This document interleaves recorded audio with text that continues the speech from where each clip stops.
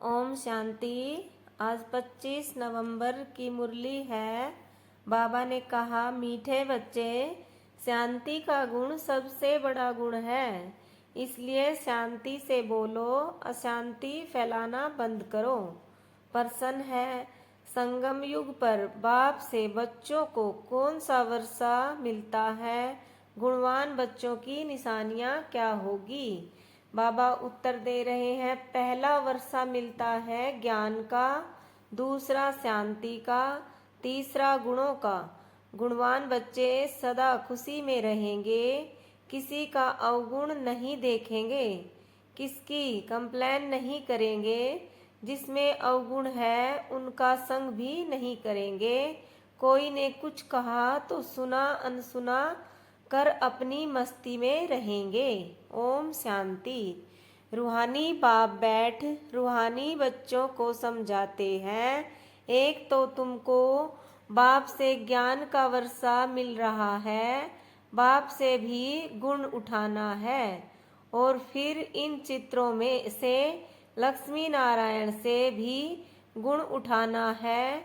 बाप को कहा जाता है शांति का सागर, तो शांति भी धारण करनी चाहिए। शांति के लिए ही बाप समझाते हैं, एक दो से शांति से बोलो। यह गुण उठाया जाता है, ज्ञान का गुण उठा ही रहे हो। यह नॉलेज पढ़नी है, यह नॉलेज सिर्फ यह विचित्र बाप ही पढ़ाते हैं। विचित्र आत्माएं बच्चे पढ़ते हैं। यह है यहाँ की नई खूबी, जिसको और कोई जानते नहीं है। श्री कृष्ण जैसे दैवी गुण भी धारण करने हैं। बाप ने समझाया है, मैं शांति का सागर हूँ, तो शांति यहाँ स्थापन करनी है, अशांति खत्म होनी है। अपनी चलन को देखना चाहिए, कहाँ तक हम शांत में रहते हैं। बहुत पुरुषार्थ लोग होते हैं जो शांति पसंद करते हैं, समझते हैं कि शांत रहना अच्छा है। शांति का गुण भी बहुत भारी है, परंतु शांति कैसे स्थापन होगी? शांति का अर्थ क्या है, यह भारतवासी बच्चे नहीं जानते। बाप भारतवासियों के लिए ही कहेंगे। बाप आते भी भारत में ही हैं। अभी तुम समझते हो, बरोबर अंदर में भी शांति जरूर होनी चाहिए। ऐसे नहीं कोई अशांत करे तो खुद को भी अशांत करना है, नहीं। अशांत होना यह भी अवगुण है, अवगुण को निकालना है, हर एक से गुण ग्रहण करना है। अवगुण तरफ देखना भी नहीं चाहिए। भल आवाज सुनते करते हो तो भी खुद शांत रहना चाहिए, क्योंकि बाप और दादा दोनों शांत रहते हैं, कभी बिगड़ते नहीं हैं, रड़ी नहीं मारते। यह ब्रह्मा भी सीखा है ना, जितना शांत में रहो उतना अच्छा है। शांति से ही याद कर सकते हैं, अशांति वाले याद कर न सके। हर एक से गुण ग्रहण करना ही है। दत्तात्रेय आदि के मिसाल भी यहाँ से लगते हैं। देवताओं जैसे गुणवान तो कोई होते नहीं, एक ही विकार मूल है, उस पर तुम विजय पा रहे हो, पाते रहते हो। कर्मेंद्रियों पर विजय पानी है, अवगुणों को छोड़ देना है। देखना भी नहीं है, बोलना भी नहीं है। जिनमें गुण है उनके पास ही जाना चाहिए। रहना भी बहुत मीठा शांत है। थोड़ा ही बोलने से तुम सब कार्य कर सकते हो। सबसे गुण ग्रहण कर गुणवान बनना है। समूह सयाने जो होते हैं वह शांत रहना पसंद करते हैं। कई भगत लोग ज्ञानियों से भी शाने निर्माणचित होते हैं। बाबा तो अनुभवी है ना। यह जिस लौकिक बाप का बच्चा था वह टीचर था, बहुत निर्माण शांत रहता था, कभी क्रोध में नहीं आता था। जैसे साधु लोग होते हैं तो उन्हों की महिमा की जाती है, भगवान से मिलने के लिए पुरुषार्थ करते रहते हैं ना। काशी में हरिद्वार में जाकर रहते हैं। बच्चों को बहुत ही शांत और मीठा रहना चाहिए। यहाँ कोई अशांत रहते हैं तो शांति फैलाने के निमित्त नहीं बन सकते। अशांति वाले से बात भी नहीं करनी चाहिए, दूर रहना चाहिए। फर्क है ना। वह बगुले और वह हंस। हंस सारा दिन मोती चुगते रहते हैं, उठते बैठते चलते अपने ज्ञान को सिमरण करते रहो। सारा दिन बुद्धि में यही रहे, किसको कैसे समझाएं, बाप का परिचय कैसे देवें। बाबा ने समझाया है, जो भी बच्चे आते हैं उनसे फार्म भराया जाता है। सेंटर्स पर जब कोई कोर्स लेने चाहते हैं तो उनसे फार्म भराना है। कोर्स नहीं लेना है तो फार्म भराने की दरकार नहीं। फार्म भराया ही इसलिए जाता है कि मालूम पड़े इनमें क्या क्या है, क्या समझाना है।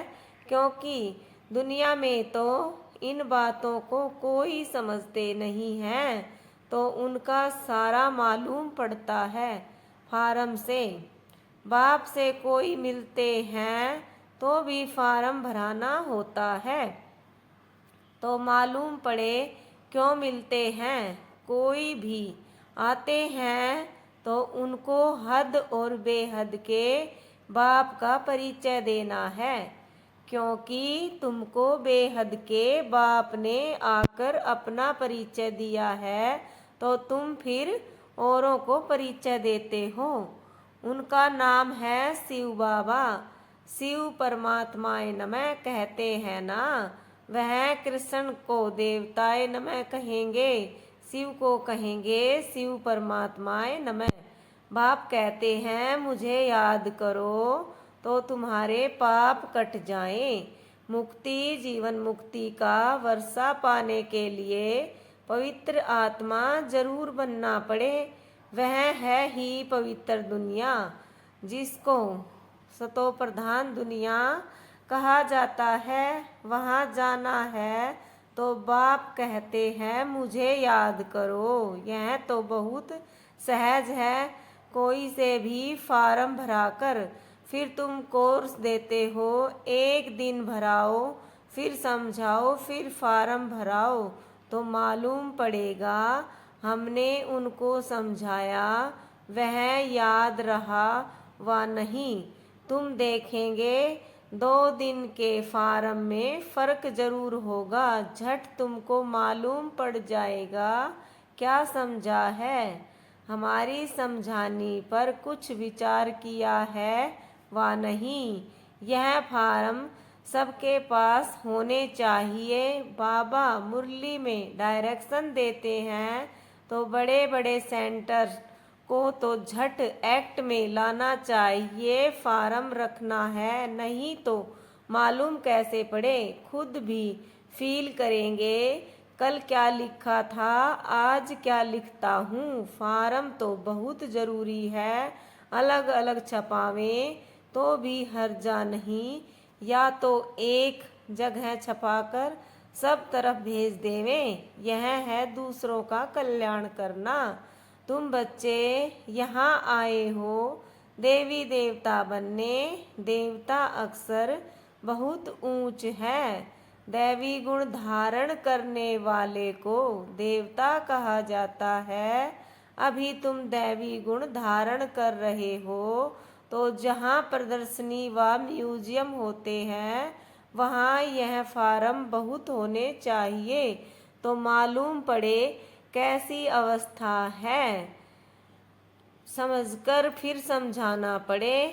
बच्चों को तो सदैव गुण ही वर्णन करने हैं, अवगुण कभी नहीं।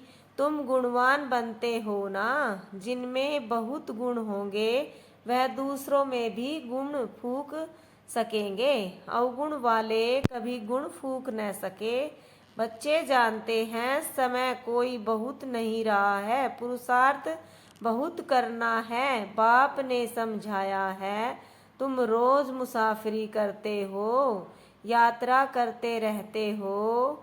यह जो गायन है अतीन्द्रिय सुख गोप गोपियों से पूछो, यह पिछाड़ी की बात है। अभी तो नंबरवार हैं, कोई तो अंदर में खुशी के गीत गाते रहते हैं। ओहो परम पिता परमात्मा हमको मिला है, उनसे हम वर्षा लेते हैं। उनके पास कोई कंप्लेन हो न सके। कोई ने कुछ कहा तो भी सुना अनसुना कर अपनी मस्ती में मस्त रहना चाहिए।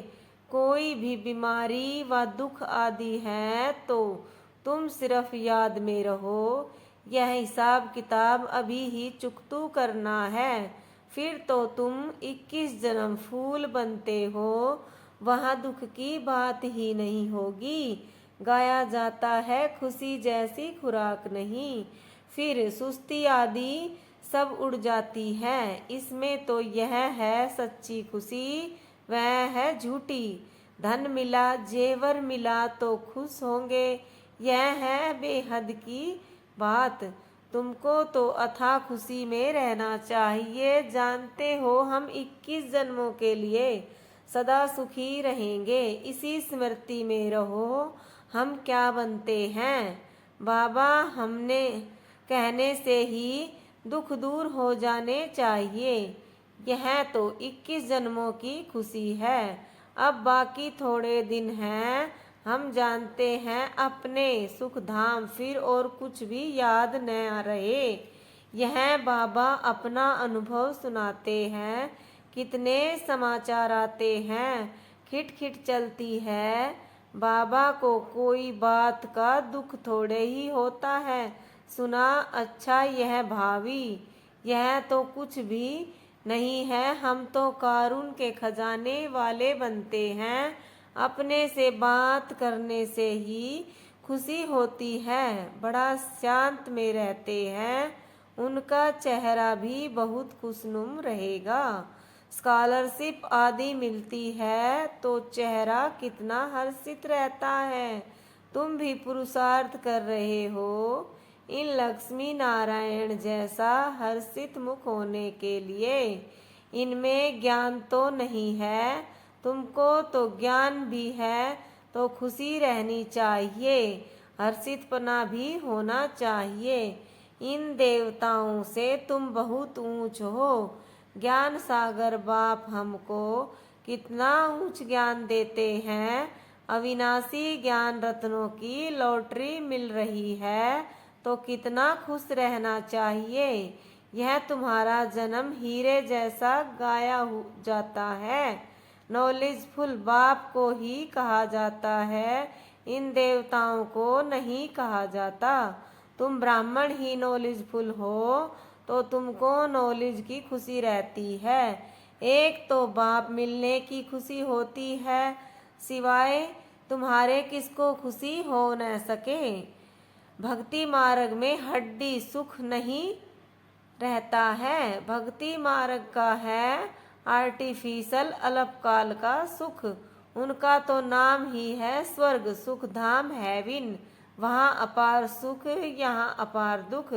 अभी बच्चों को मालूम पड़ता है रावण राज्य में हम कितना छी बने हैं, आहिस्ते आहिस्ते नीचे उतरते आए हैं।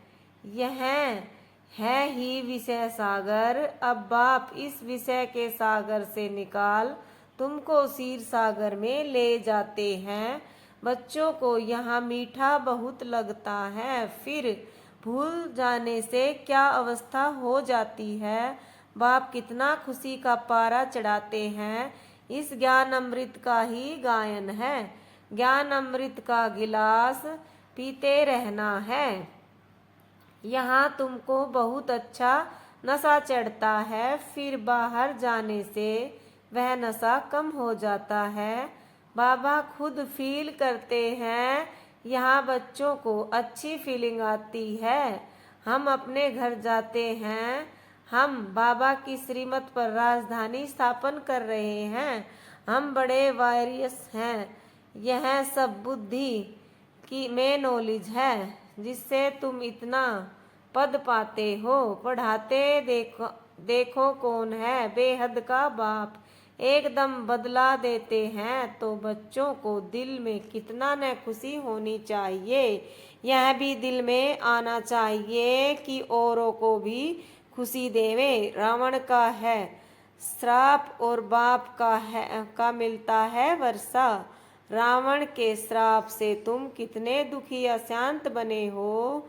बहुत गोप भी हैं जिनकी दिल होती है सर्विस करें, परंतु कलश माताओं को मिलता है।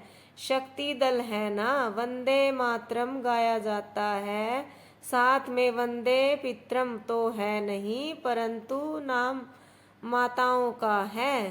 पहले लक्ष्मी फिर नारायण, पहले सीता पीछे राम। यहाँ पहले मेल का नाम फिर स्त्री को लिखते हैं। यह भी खेल है ना।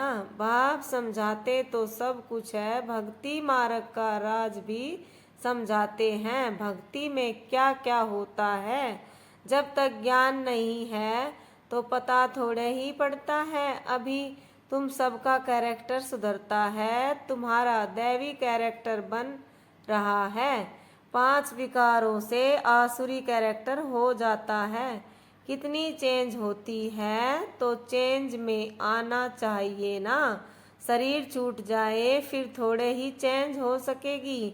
बाप में ताकत है, कितने में चेंज लाते हैं। कई बच्चे अपने अनुभव सुनाते हैं। हम बहुत कामी शराबी थे, हमारे में बड़ी चेंज हुई है।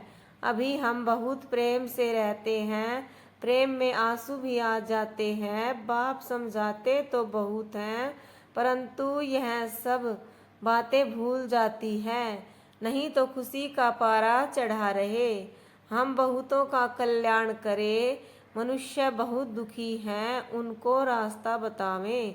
समझाने के लिए भी कितनी मेहनत करनी पड़ती है, गाली भी खानी पड़ती है। पहले से ही आवाज़ है, यह सबको भाई बहन बना देते हैं। अरे भाई बहन का संबंध तो अच्छा है ना, तुम आत्माएं तो भाई भाई हो, परंतु फिर भी जन्म जन्मांतर की दृष्टि जो पक्की हुई है वह टूटती नहीं है। बाबा पास तो बहुत समाचार आते हैं। बाप समझाते हैं, इस छी दुनिया से तुम बच्चों की दिल हट जाना चाहिए, गुलगुल बनना चाहिए। कितने ज्ञान सुनकर भी भूल जाते हैं, सारा ज्ञान उड़ जाता है। काम महाशत्रु है ना। बाबा तो बहुत अनुभवी है, इस विकार के पिछाड़ी राजाओं ने अपनी राजाई गवाई है। काम बहुत खराब है, सब कहते भी हैं बाबा यह बहुत कड़ा दुश्मन है। बाप कहते हैं काम को जीतने से तुम विश्व का मालिक बनेंगे। तुम काम विकार ऐसा कड़ा है जो प्रतिज्ञा करके फिर गिर पड़ते हैं, बहुत मुश्किल से कोई सुधरते हैं। इस समय सारी दुनिया का कैरेक्टर बिगड़ा हुआ है। पावन दुनिया कब थी, कैसे बनी, इन्होंने राज्य भाग्य कैसे पाया, कभी कोई बात बता न सके। आगे समय आएगा तुम लोग विलायत आदि में भी जाएंगे, वह भी सुनेंगे पैराडाइज कैसे स्थापन होता है। तुम्हारी बुद्धि में यह सब बातें अच्छी रीति है, तो अब तुम्हें यहीं लात और तात रहनी चाहिए और सब बातें भूल जानी चाहिए। अच्छा, मीठे मीठे सिखिलते बच्चों प्रति माता पिता बाप दादा का याद प्यार और गुड मॉर्निंग। रूहानी बाप की रूहानी बच्चों को नमस्ते। हम रूहानी बच्चों की रूहानी माता पिता बाप दादा को याद प्यार और नमस्ते बाबा। धारणा के लिए मुख्य सार। नंबर 1, उठते बैठते चलते ज्ञान का सिमरण कर मोती चुगने वाला हंस बनना है। सबसे गुण ग्रहण करने हैं, एक दूसरे में गुण ही फूकने हैं। नंबर 2, अपना चेहरा सदा खुशनुम रखने के लिए अपने आप से बातें करनी है। ओहो, हम तो कारून के खजाने के मालिक बनते हैं। ज्ञान सागर बाप द्वारा हमें ज्ञान रत्नों की लॉटरी मिल रही है। वरदान है, अपने टाइटल की स्मृति के साथ समर्थ स्थिति बनाने वाले सौमानधारी भव। संगम युग पर स्वयं बाप अपने बच्चों को श्रेष्ठ टाइटल देते हैं, तो उसी रूहानी नशे में रहो। जैसा टाइटल याद आए वैसी समर्थ स्थिति बनती जाए। जैसे आपका टाइटल है सुदर्शन चक्रधारी, तो यह स्मृति आते ही प्रदर्शन समाप्त हो जाए। सुदर्शन के आगे माया का गला कट जाए। महावीर हूँ, यह टाइटल याद आए तो स्थिति अचल अडोल बन जाए। तो टाइटल की स्मृति के साथ समर्थ स्थिति बनाओ, तब कहेंगे श्रेष्ठ सौमानधारी। स्लोगन है, भटकती हुई आत्माओं की चाहना पूर्ण करने के लिए परखने की शक्ति बढ़ाओ। ओम शांति।